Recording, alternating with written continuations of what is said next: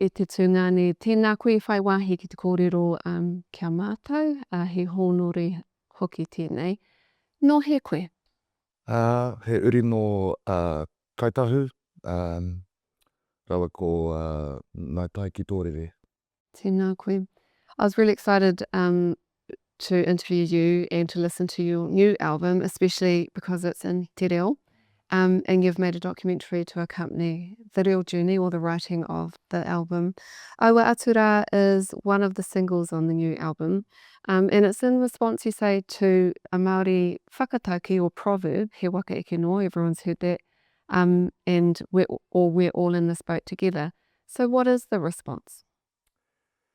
I guess it's, there's a big part of being Māori is the communalism and the enmeshment with your environment and your whakapapa and the people to the left and right of you. And there's this sort of, mainly you can see it through a Western lens, but this idea of the individual and this idea that we're ultimately alone in the universe. And I definitely feel both of those things to be true, a lot of the time. So it's sort of it's playing with that juxtaposition of those two sort of metaphysical worldviews. Yeah, because there's times in the waiata that it feels joyful and then super sad. Yeah. I guess it's sort of a song about depression too, or something. It's that sense of isolation that you can feel and estrangement from whānau or from a community. Yeah. You co-wrote that with one of your friends. He's a Littleton artist, Komi. Did you enjoy that camaraderie, writing in te reo with a friend? Yeah, I mean, Komi, mihi kia Komi for their manaakitanga and allowing me to sort of search around and make mistakes and without sort of quashing my creativity. Really, working with them was was what enabled me to be able to do this at all, really. I love their work in their own right, but they're just very playful with their use of reo and with kaitahu mita, and we do things like using classical Māori mixed with loan words. I really enjoyed that the humor in it. There's a bit in the documentary promo where they ask you if you're ready for this and how far you're prepared to go. Was it a little bit daunting writing in te reo or making the commitment to say, yeah, I'm going to give this a go? Yeah, I just had to lean on, I haven't been speaking it my whole life, but I've been singing it my whole life. And so and music's always felt the most, in any language, the most comfortable home for me. So I just leaned on that as a guiding light. The rōreka, the sweetness of the phonetics and the constructions that sort of helped me get through, I think. I saw in 2018 or 2019 you'd written the music, but there were no words because you're humming to it. Yeah. So you can hear the tune and there's no words that have been created for it yet. Did it take, the last 7 years or so for you, for the song to find the words, to find you, to get on your real journey? I think all my songs, whether in English or Māori or whatever, always start pretty mumbly. Some words are in there and some aren't. And I had that, I had the kaupapa for that waiata there, and it's funny, it's in the music somewhere. The lilting sort of numb mournfulness of it. So it didn't take long. That one actually was it was the first song of the record, and I sort of jumbled together some poorly grammaticized reo and sent it to Komi, and they're like, oh, get what you're saying. Let's just move these around a little bit. I get what you're saying, but how about this? Yeah, just so deft. So gracious. That's the real journey though, That's it. being able to take that on board. The album's called Te Whare Te Weka Weka. What does that mean? Well, it means house of disarray. Oh, yeah, that's what I thought. Yeah, messy house. And so yeah, it's more sort of primarily it speaks to just the idea. I mean, we think about messiness as in a very pejorative way, but it's sort of the rumblings of new creations. It's that chaos and the chaos and being witness to it and watching it, watching the way things are talking to each other is before you impose your very human sort of order on things is like, it's the most magical part of the process, I think. So there's that on that level, and then there's I think about the messy house of New Zealand national identity. I think it just hits on a few different levels. Earlier in your career, people described you as a bit country. How would you describe the genre of this album? I don't know. I stopped thinking about genre a long time ago. I just sort of follow my nose, and I think I was worried for a long time that that inconsistency would be the main takeaway from what I'm doing if I'm not conscientious about where things belong. But I think I lean on my voice and on my natural instincts to go in a certain direction and make it cohesive. So I don't know. I guess it's yeah. I guess it's sort of indie folk. It feels very Māori show bands. Well, yeah, there's that too. Yeah. Yeah, I mean, I love it's something, and so many indigenous cultures really took up in the 60s. Was that whether it's from Cuba or all these different parts of the world just found a way to put a spin on show band music, and obviously New Zealand was some of the best. And so yeah, I've got whānau that were part of that world back in the day. So it was a nice sort of through line, and I really love singing that way. I grew up on Elvis, so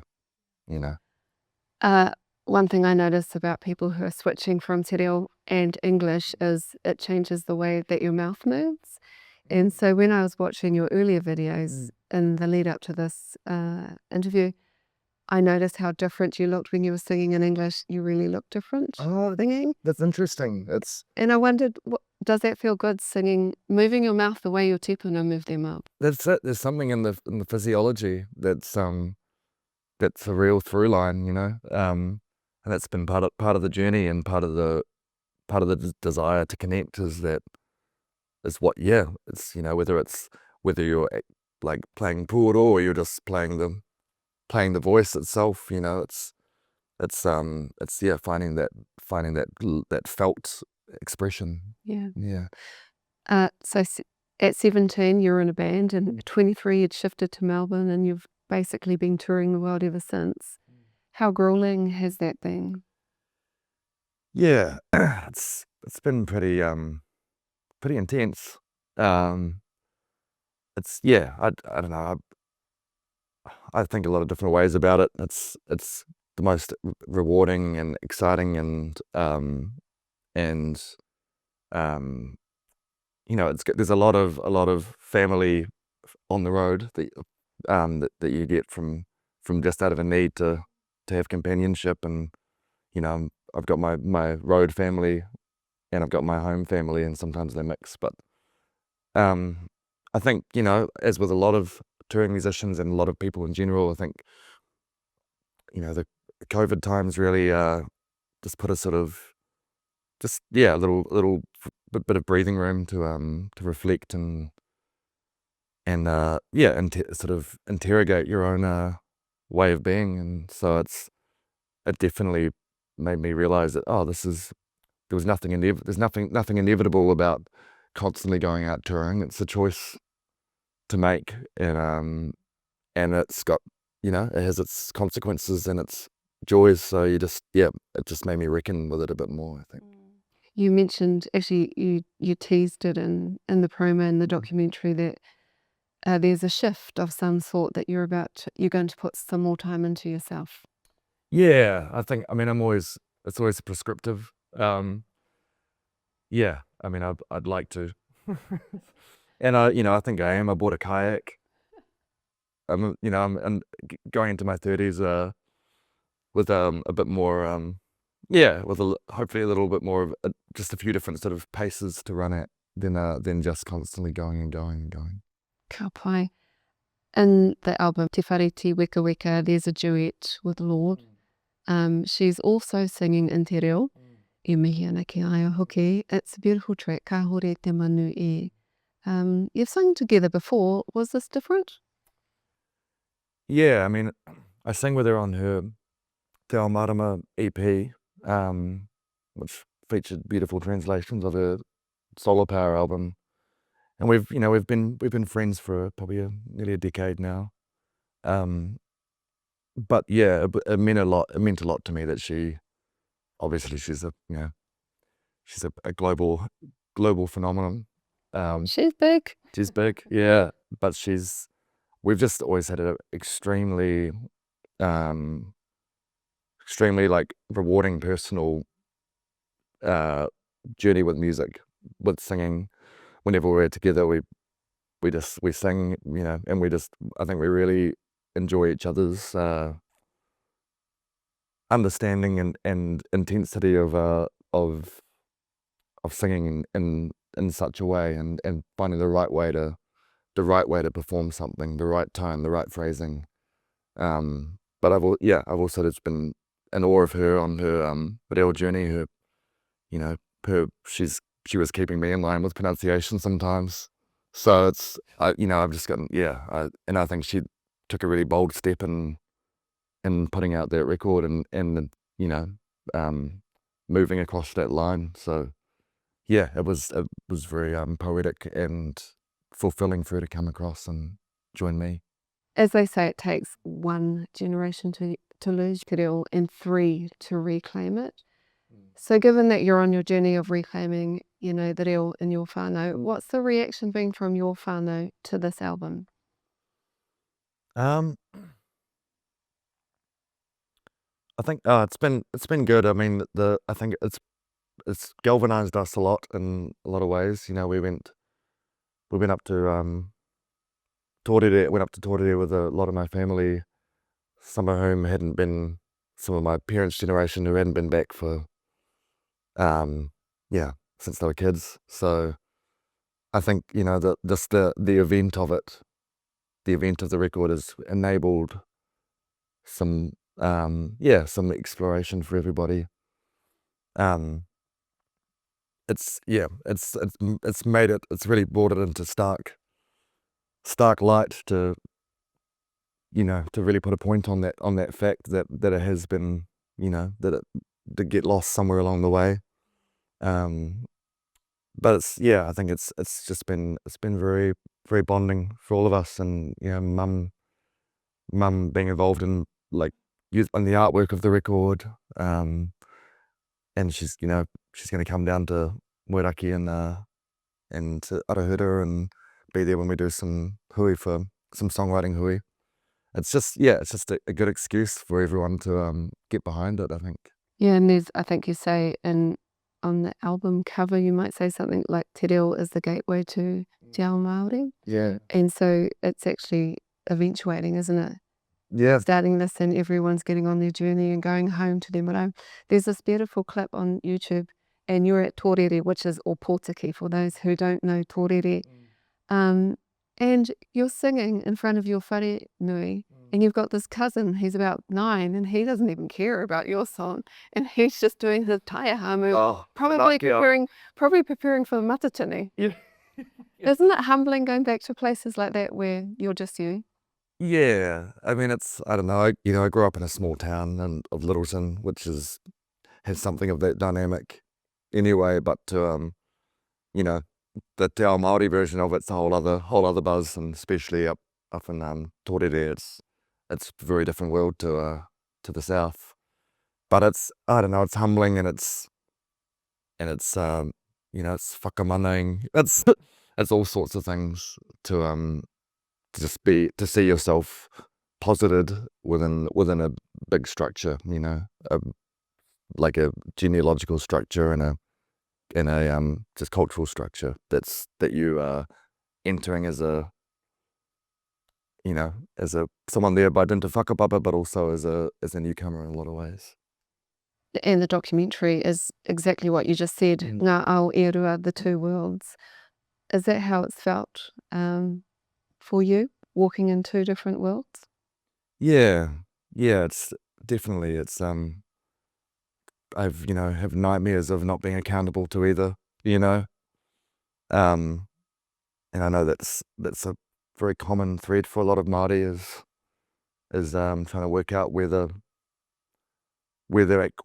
they actually are, what is the makeup of what is the wholeness of their identity. But I don't know, I've got very loose ideas about identity too, so it's interesting. But I've always feel like I'm traversing different worlds.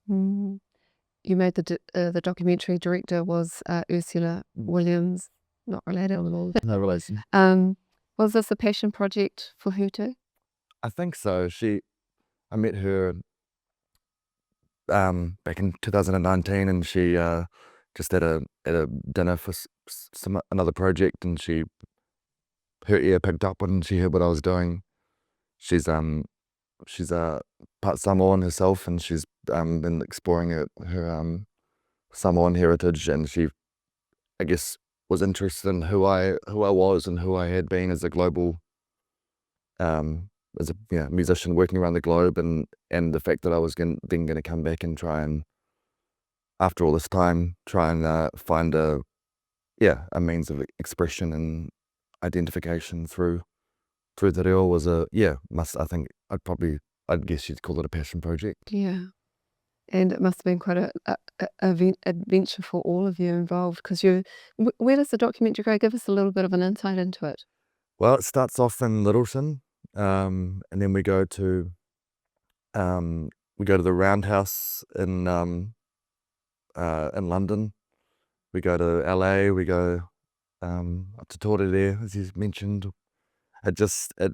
She really followed me around for 4 years and captured all the different aspects of my life at that point, and then all the way to going down to Haast, to Okuru, and recording the album, and it sort of kind of wraps up there. But it's a whirlwind for her, I'm sure. When you watched it back when it was completed, with all the different machinations of yourself and where you were, what did you make of it? How do you feel now? It's a lot. It was a lot. I still can't look at it. Yeah, it's raw. I have to Yeah. have to keep one eye closed and I look at it,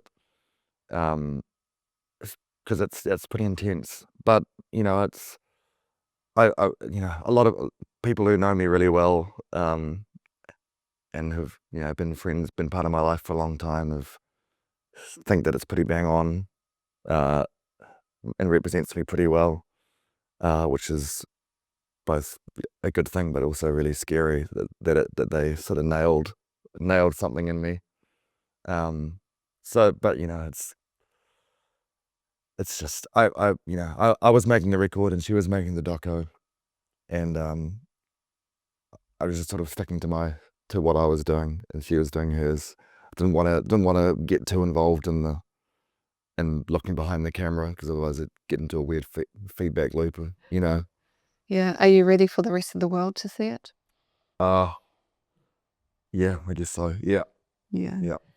In 2015, 10 years ago, you did an interview with Te Karaka, and they asked you what your aspirations for kaitahu were in 2025, which is this year. And you wouldn't believe it, but you said, I'd like to see te reo, kaitahu reo, being spoken and on the rise, including myself. Far out. Well researched. Yeah, I remember that interview. But did you set yourself a goal back then and said, I've got to get there? No, I'm nowhere near that structured, but there's something going on, obviously. Yeah, it's far out. That's 10 years ago. Yeah. Well, here we are. Where do you think you'll be in 10 years in terms of your deal from now? What's the aspiration? So, I hope I'm a lot further along than I am. I just want to, I think that I want to be able to whakaaro Māori. That's the point, right? To be able to think and dream. think and dream in Māori. And I've come a little way with it through the songcrafting, but there's just every time the pennies dropped, it's been a beautiful moment where there's some new progress has been made, but it just makes me realize how much there is still to make. So I don't know. I don't hope to be anything too flash, but just being able to whakaaro Māori, i rā, Ia rā, koe rā te wawata. I told my 14-year-old son that I was interviewing you, and he watched the music video of you singing Aua Atu Rā, wearing your suit, the Māori cloak, or the pake, I think, is over your shoulders. And he said, oh, that guy's got taira. Taira. Yeah, he's got swag. Or as Rob Ruha describes it, taira is your unique identity. It's dripping with mana. Far out. When our rangatahi see you, our role models, a tangata rongo nui like you, dripping in mana, how does that make you feel? Oh, well, that's really sweet. It's a he kupu hou for me. Yeah, I mean that's all I could ever hope for, is just being another personality out in the world that can inhabit something like that is both general but specific to a certain corner of the world, and hopefully that's it just creates a little bit of room for people to imagine what adventure they might go on in that direction. Tēnā koe. Kia ora.